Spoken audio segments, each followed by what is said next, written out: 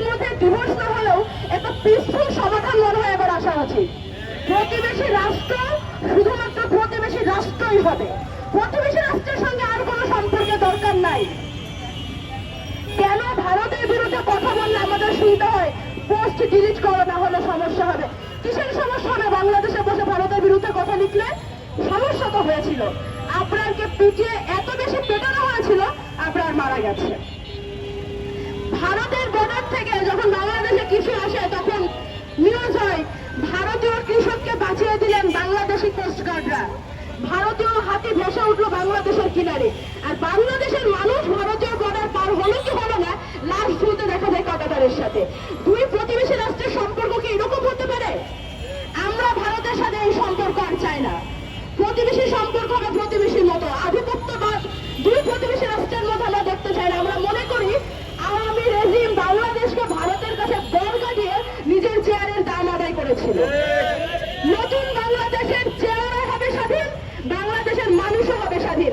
বাংলাদেশের বুকে দাঁড়িয়ে যে কোনো যৌক্তিক সমালোচনা করা যাবে, সেটা শাসকের হোক বা রাষ্ট্রের হোক।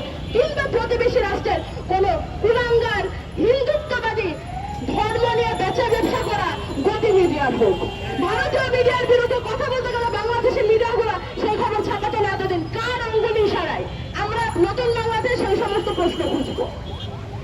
ততদিন পর্যন্ত স্বর্ণা দাসের বা ফেলানির হত্যার সুবিচার হবে না, যতদিন পর্যন্ত আর বাদ বাকি অবিচারের সুবিচার পাওয়া যাবে না ততদিন।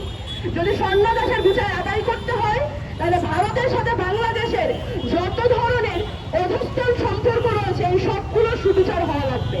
আমাদের পানি বন্টন সুবিচার হওয়ার, আমাদের পানির ন্যায্য হিস্সা লাগবে, আমাদের পররাষ্ট্র নীতি পাল্টাতে হবে।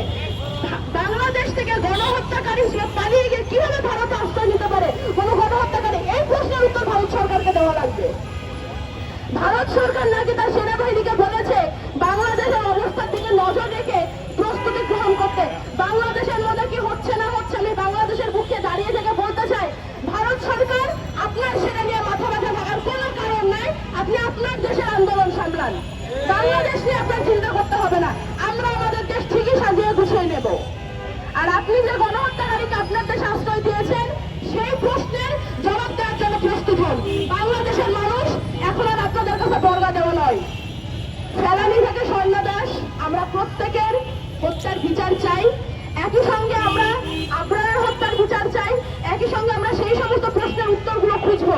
কেন বাংলাদেশের বুকে এতদিন ভারতের বিরুদ্ধে কিছু বলা যেত না? বাংলাদেশ কি ভারতের কলোনি হয়ে গিয়েছিল? বাংলাদেশকে কি গোপনে বিক্রি করে দেওয়া হয়েছিল? যদি হয়ে থাকে আমরা নতুন করে বাংলাদেশের সেই স্বাধীনতা আবার পুনরুদ্ধার করবো। তবুও বাংলাদেশ আর কোনোদিন ভারতীয় আধিপত্যবাদ মানবে না, মানবে না, মানবে না।